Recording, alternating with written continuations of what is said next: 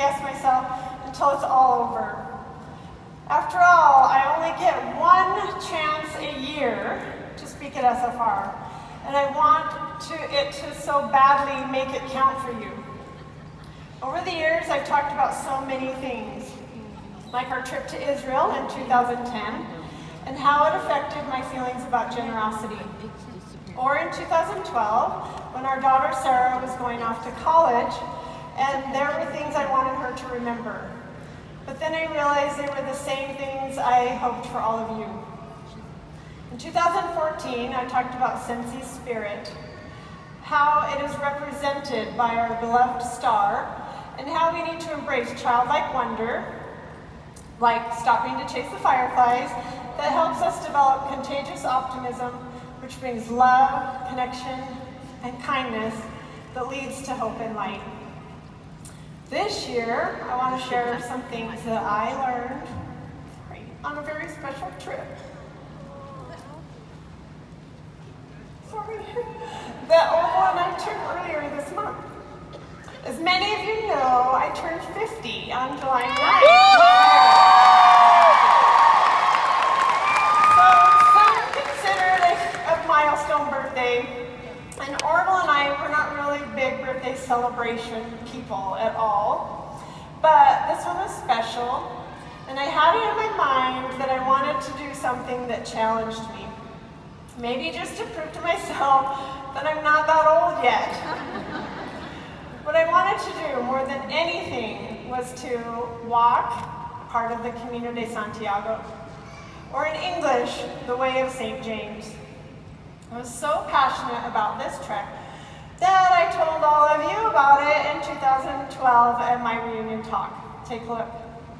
Some of my bucket list items include things we've never done as a whole family, like swimming in a cenote in Mexico, riding bikes on the beach in South Carolina, or touring the Grand Canyon, which we just did 2 days ago. Sometime before I kick the bucket, I want to walk, I'm gonna cry. She's always And I think I'm crying because I'm admitting to all of you, and that means I have to do it now. I want to walk part of the Camino de Santiago, the Way of St. James. It is a 1,000-year-old pilgrimage route that starts in France. It can take days or months. I learned about it in the movie The Way. I'll probably never climb Mount Everest, because I don't want to. But walking the Camino de Santiago is something I would love to do. Spending time dreaming about the things that will bring you joy in your life, and make a commitment to doing them. So as my 50th birthday approached, there were many things telling us that now was not the right time. I was way too busy. This summer's been crazy busy with 3 incentive trips and now 3 reunions. We only had a couple weeks when we could squeeze something in, and Grace was a leader at her girls' camp right in the middle of our window. On top of that, I have a huge personal project due in August, where I chair a committee that is building a life-size replica of the Tabernacle of Moses that will be displayed for various faiths in our community for them to tour and learn about. Walking was the last thing that Grace wanted to do, but I didn't want to leave her home alone. So we had many obstacles in our way. When we came back from Marco Island, instead of heading to Spain like we had planned, we seriously considered changing our plan to walk the Camino back to someday. In the end, our great team at the home office stepped up and not only did everything at Sensi that needed to get done, they even volunteered to help build the tabernacle. Yeah. Orville and I bought last-minute plane tickets, booked one night at a hotel to make sure we had a place to stay when we arrived, packed an extra pair of clothes and bare necessities into our backpacks, and headed to Spain. We decided to plan the rest of the trip when we got there. And I am so glad that we went. We walked the Camino for 5 days, covering 103 kilometers or 64 miles. Woo. We chose to hike the original pilgrimage route called the Camino Primitivo from the city of Lugo to the city and cathedral of Santiago de Compostela. We carried everything with us. My pack was about 15 pounds, and Orville's was a little heavier because he also carried a few of Lulu the Lamb buddy clips to give to friends that we met along the way, or to bring home as gifts. We walked for many hours a day, along roads, sleepy villages, quaint little farms, picturesque paths, and lots of eucalyptus forests. It is said that if you search for it on the Camino,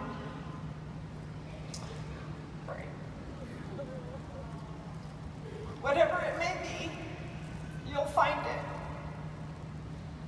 We could have had a service take our packs from town to town, but I wanted to push myself, to prove to myself that I could do it. I'm so glad Orville was happy to go along with me. We walked 5 stages because that was all of the time that we could afford. But it was long enough for us to receive our official pilgrim certificate when we finished.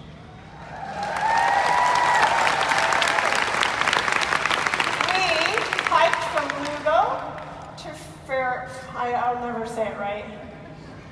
Ferreira to Melita to Arzua to O Pedroso, and O Pedroso to Santiago de Compostela. Walking the Camino is like living life's most valuable lessons in action. Each pilgrim's experience is different. While we were walking, I was thinking about all of you, your personal journeys, and this amazing Cincy journey that we're on together. So today, I want to share some lessons that I learned along the way with all of you. On day 1, clean and rested, we put on our packs and just started walking. All of the years of thinking about it, we were finally doing it. You can dream for a lifetime, but eventually you have to take action to make the dream mean anything at all. We walked 16 miles from Lugo to Ferreira over several ridges and valleys. Google Maps said that the distance that we wanted to cover that day should take 5.5 hours. It ended up taking 9 hours for us. But whenever we travel, I love visiting UNESCO World Heritage Sites. The Camino has several, including an intact Roman wall and an ancient Roman bridge. Of course, I had to stop for some pictures. There was a butterfly, a messenger from my mom, that she was with us on the trip. I wanted to stop and spend a moment thinking of her. And we stopped to talk to a man who did not speak English, and he was showing his newly born calf to his young grandson. We gave him a buddy clip to spread some Cincy spirit in Spain. A little while later, I left the path and walked through a vibrant field of orange poppies. So we took our time. It was hard. It was hot and sweaty. Sunny.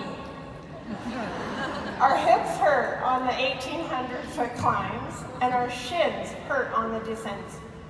We had never walked that long before, and we had never walked carrying backpacks.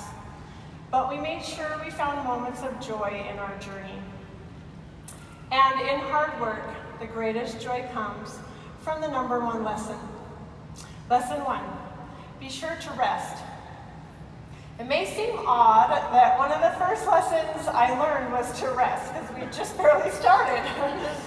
But we were doing something new and something really hard. Maybe you think you get more done if you put your head down, work hard, and skip the rest. But that's an illusion. Pushing past a previous limit will teach you that you need to rest along the way. The Bible tells us that even God rested. If you don't rest, you will burn out and quit. So don't quit, rest. As we were coming up on mile 5, we hadn't seen a toilet, a drink, or a bench since we started, and I was getting a little worried. This was the time that I realized we would have benefited from a guidebook. When I was about out of gas, we came upon a rest stop. It had a clean bathroom, some vending machines, and a cool spot to drop our packs and just rest.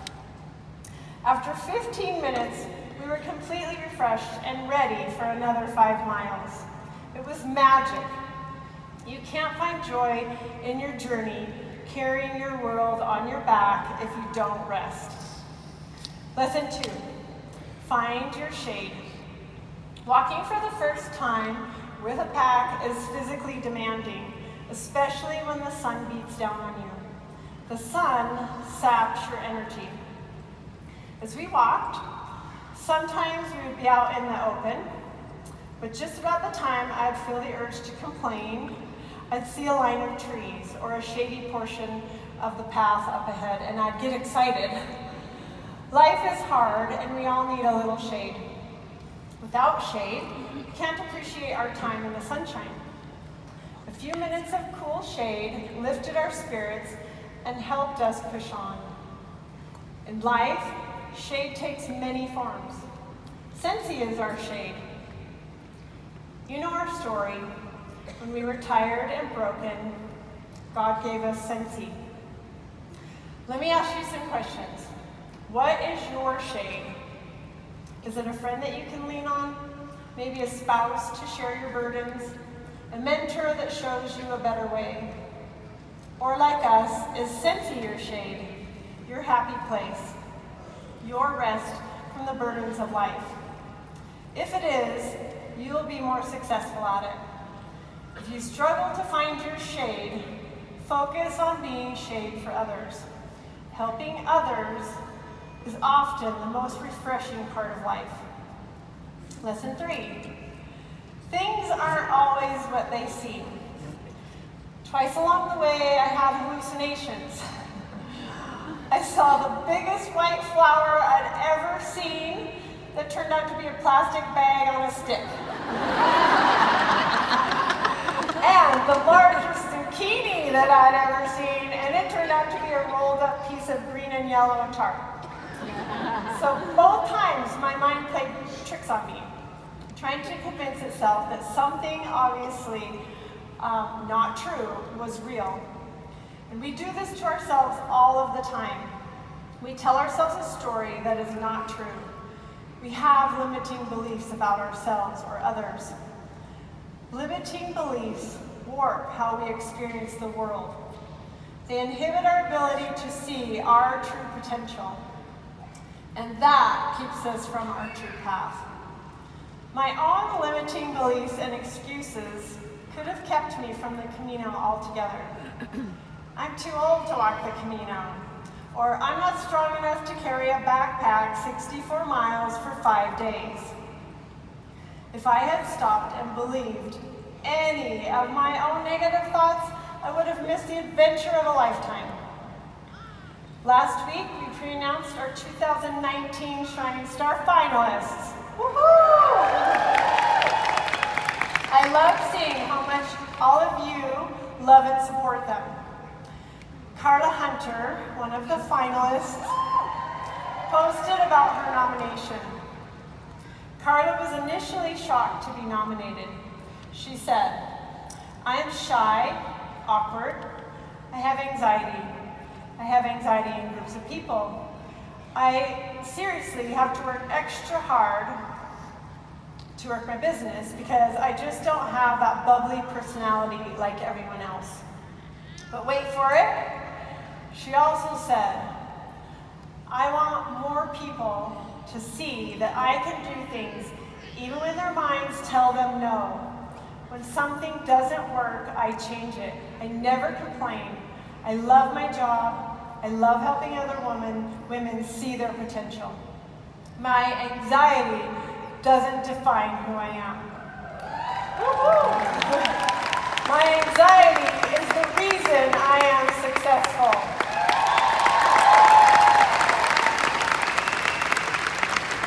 We are so grateful for the example that you set, Carla, and how you flip the script in your head to find your own awesomeness. We love you. So work through your limiting beliefs. Smash your excuses. They don't serve you, they limit you. Okay, lesson 4. Say you're sorry. Right after we started out on the second day, Orla and I had a really stupid fight. The kind where it doesn't matter what you're fighting about. You just know you have to be right, even when you aren't. So I'll save you the details because you would just laugh. Saying you're sorry is so important. Not saying you're sorry limits you in your relationships and in your own personal growth.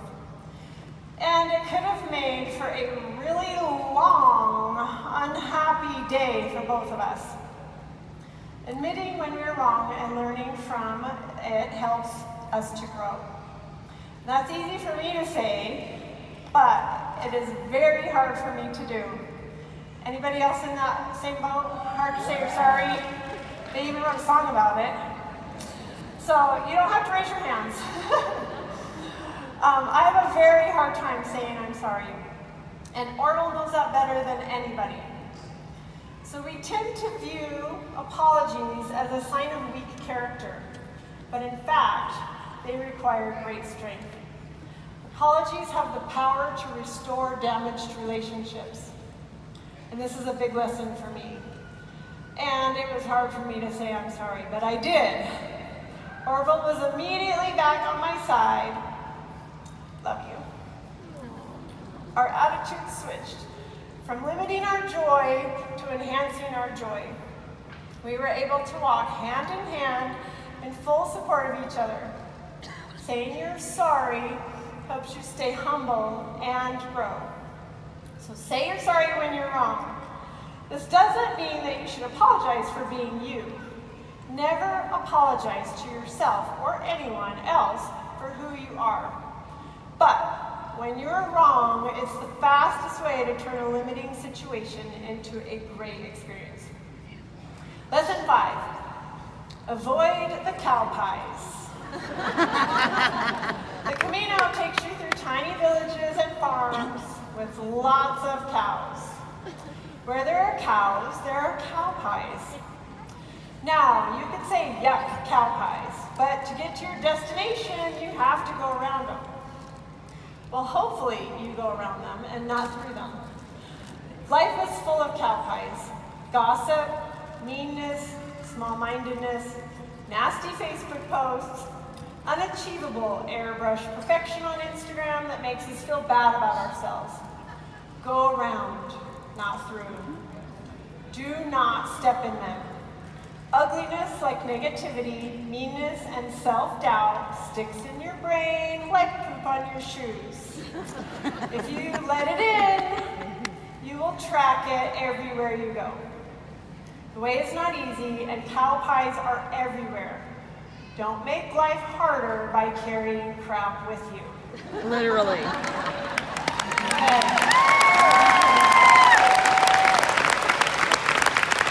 Lesson 6. Lighten your load, but a heavy load builds strength. When you know you have to walk 64 miles in 5 days, carrying everything on your back, you're careful about what you're going to put in here. We packed a single change of clothes for evenings and layered our hiking clothes every night. Laundered our hiking clothes. We layered too. We only took what we absolutely needed, except some silk bedding liners that we never used to keep the bed bugs away, and a heavy selfie stick that Orville carried the whole way. I can guarantee we are all carrying too much of something. Lighten your load by getting rid of things that weigh you down. Leave resentment, self-doubt, criticism, and feelings of unworthiness behind. They are too heavy to carry. Don't underestimate the cumulative weight of a lot of little things. They will weigh you down too. On the other hand, embrace the fact that a heavy load builds strength. What feels impossible to carry on day one gets easier. While it is wise not to carry unnecessary baggage, being unwilling to take on our full potential is also limiting. Eliminate excess baggage so you can carry more that will help you reach your #best life. Lesson 7. Take your socks off. We traveled all 5 days without a single foot injury or even blister. There are lots of stories about injuries along the Camino. We avoided them by doing something simple. We took our socks off several times during the day. When you hike long distances, stopping to air out your feet and putting your feet up makes a huge difference. This isn't the same as rest. This is true self-care. If you don't take care of your feet, which are your most important tool when you're hiking, you aren't going to go very far. If you don't take care of yourself each day, you aren't going to get very far either. Take your socks off, spiritually, emotionally, physically. Take care of yourself every day because life is a really long hike. On the 3rd day, I started to get sick with a horrible cold, which was another obstacle. But we still had more than half the Camino to walk, and there are so many lessons left to learn. Lesson 8. The lessons of the hills. First, there are hills that no one tells you about. You can look at apps and websites and maps that tell you the way is mostly flat. But that isn't the case. We learned the hard way. In most cases, the terrain was most definitely not flat. Every journey is different, and what is easy for someone else may not be easy for you. There will always be hills nobody tells you about. And sometimes the downhill is harder than the uphill. When you climb up a hill, all you can think about is how bad your thighs burn, how heavy your pack is, and how you can't wait to reach the top and finally go down. What you don't realize when you're going up is that going down a hill is sometimes harder. Your shins burn, your knees ache, and your feet twist in your shoes. For every hill ascended, there's always a descent. If we're going to keep moving and growing, we have to learn to take the downs and the ups. So plan to get to the top, but also know that there's a lot more work ahead. And some of that work is on the downhill side. But keep in mind, wherever there's a downhill, there's an uphill. Every road has its own challenges, and sometimes you don't like the uphill work or the downhill work. Conquering challenges makes way for transformation. The uphills and downhills take on their own rhythm. On the uphill side, you get that sense of accomplishment and can see clearly all the way around you. The view is the reward of the uphill climb. Remember this lesson when you come to awards night on Saturday and cheer for your friends or your teammates as they are recognized. They made it up the hill and down the hill probably many times. If you're experiencing a downhill, know that an uphill is in front of you. No matter how difficult or how great the challenge, you can do it, and it's worth it. Wherever you are on your journey, I am so proud of all of you. Lesson 9. See how far you've come. So many people will tell you never to look back, to always look forward. But here's the thing. Sometimes you have to turn around and look at the ground you have just covered. When I turned around to see I how didn't even have to put far more we water had in. come on that 16-mile I still day, gotta put it in, yeah. Good job. I about fainted. No, I was amazed and emotional about how beautiful it was. And to think that I had made it all that way. And this was one of the many, many times that I thought of all of you. And Cincy, and how full of hills and valleys the last 15 years have been. And how amazed I am when I look back. And oh, how beautiful it all is now that I can see it from a distance. If we never look back, we never get to see how far we've come. So take time to recognize how much you have already accomplished and grown. Lesson 10, trust the arrows along the way. I thought about this trip for many years, but when it came time to actually walk it, we really didn't plan our route in advance. 99% of pilgrims use some kind of guidebook. We were the 1%ers. A guidebook shows you how to walk someone else's journey. Sometimes you need to trust the yellow arrows along the way. There are times that we just keep going because we didn't know where to stop. Other times the path split and we didn't know which path to take. Not knowing whether we were on the right path was a challenge. In some places, the arrows that marked the way were hard to recognize. In others, there were two signs pointing in two different directions. What I learned is this: when you think there are no signs, just stay on the path. It's been traveled for thousands of years. The sign is there, you may just need to walk a little bit further. Where signs are obvious, sometimes you get to choose the way, knowing that in the end, all paths lead to Santiago de Compostela. While clear directions make it easier, there are many ways to get there, and you get to choose. Have confidence in the fact that thousands of people traveled the way before you and created the path. You can follow them. I found this great article by Laurel Vespi on StoneCircleCoaching.com. It's full of tips and tricks about walking the Camino, and I want to share it with you because it reminds me so much of building a Cincy business.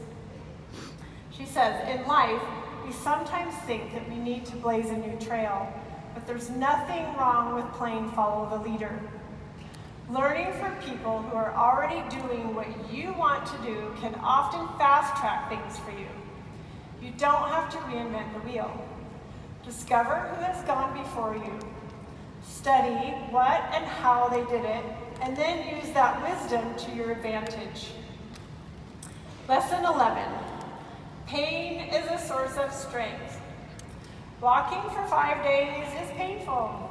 Again, my hips hurt, my feet hurt, my back hurt, where my backpack rubbed against it, my shoulders were sore. I was physically tired and in the most pain my body ever felt since giving birth. I was shuffling my feet with achy limbs and a sweat-soaked back, but I'm not complaining. As is often said, pilgrims are grateful, they don't complain. On any long journey, pain is inevitable. But to get to your final destination, you have to work through it, embrace it, and grow from it. Whether the pain is physical or emotional, it's an important and necessary part of life. It's what you do with your pain that defines your journey. You get to decide whether you will quit because of your pain or take the challenge and grow from it. On the Camino, we chose to grow through it. I was not quitting. And every day, we had the reward of getting our travel book stamped, so on the last day, we could get our certificate of completion. Each hour, we were that much closer to our goal. Lesson 12, don't hurry to get there. Everything we read told us the line at the pilgrim office could get very long, and to get your certificate soon, like get there and you might have a wait, but if you get there, what did they say, like 11? Between 11 and 1, it got really busy, so to come before or after. But we decided to take our time instead and not worry about what time we should arrive and enjoy our time and enjoy the nature along the way. Our path led through the woods that day, and it was so beautiful. It was completely overcast, which was such a blessing.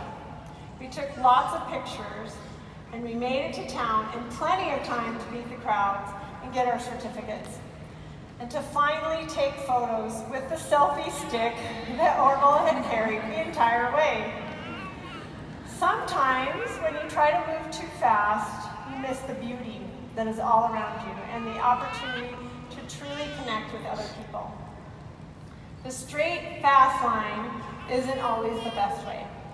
There are times when a slower pace works best. In the end, you still end up where you want to be, just happier and with better connections to yourself and others. So, if you're impatient with yourself because you haven't reached director yet, or superstar director, or been able to quit your full-time job, or reach that one special goal, take a deep breath and take your time. You will get there if you believe in yourself. Take action and stick with it. I posted on Instagram last week. I asked, why do we let things limit us, hold us back? What if we lived life with no limits? If you knew there were no limits to what you could achieve, do, or become, would you still be doing the things that you're doing?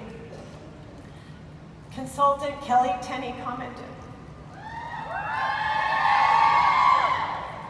It's hard to dream of doing things because they don't seem tangible until you are introduced to someone who you relate to, who is doing things outside of your limitations, and their actions create a spark of passion or desire in their heart. For me, walking the way of St. James wasn't something I even thought of doing until I connected with the story in the movie The Way. Who knows what spark or desire my experience will light in each of you. If you want to live a life, a no-limits life, find someone who you relate to, who is doing things outside of your limitations. Walking the Camino was an ambitious goal. I almost talked myself out of it.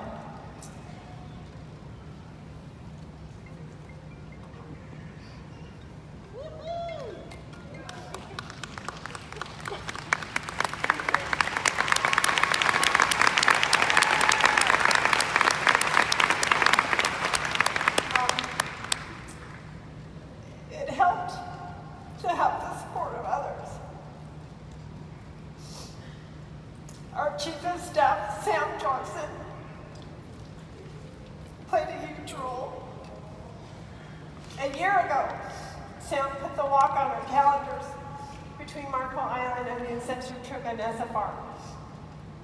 Every time we went to put something on the calendar during that time, he would remind me of the walk. Every week, he reminded and encouraged me that it was important. So thank you, Sam.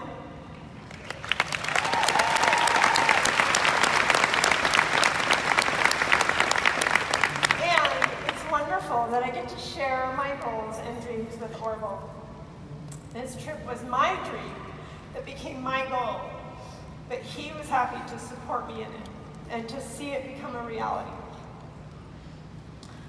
It is a trip that has transformed us and how we see ourselves.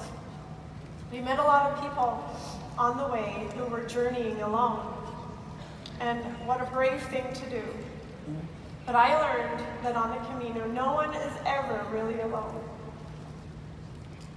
There are always people traveling the path. Some stop to chat, some become best friends. Sounds like Sensi, doesn't it? At Sensi, nobody is ever really alone. We're bound together by our collective desire to contribute more than we take, to set and achieve crazy goals, to be adventurers on the way together. It's just in our blood. There is this Shawn Mendes song, In My Blood, and I love the lyrics. He says, sometimes I feel like giving up, but I just can't. It isn't in my blood. And I think it sums up our Camino walk and the entire 15-year history of Cincy. We could have given up in 2004 when we were $700,000 in debt, but we didn't. We suited up. We hit every uphill climb and every descent. We're still hitting the hills today because the way never really ends. It is a lifelong journey. The difference now is that we have an amazing home office team and all of you on the journey with us. So I want to show you guys something in my backpack here. And it's not something that I carried with me to Spain at all. Let's see if I can get it out. It's going to be a little tricky. And now my nose is running. A balloon, right? So what do you think that could mean? No matter how much helium it contains, a balloon will go nowhere if it's held down or tied down. It is limited. Let go of the string, let go of fear, let go of I can't, walk through your pain and discomfort. And the balloon has no limits, except for the ceiling tonight. Even the sky is no limit for you. We won't stop climbing, we don't quit. We walk the way together because it's in our blood.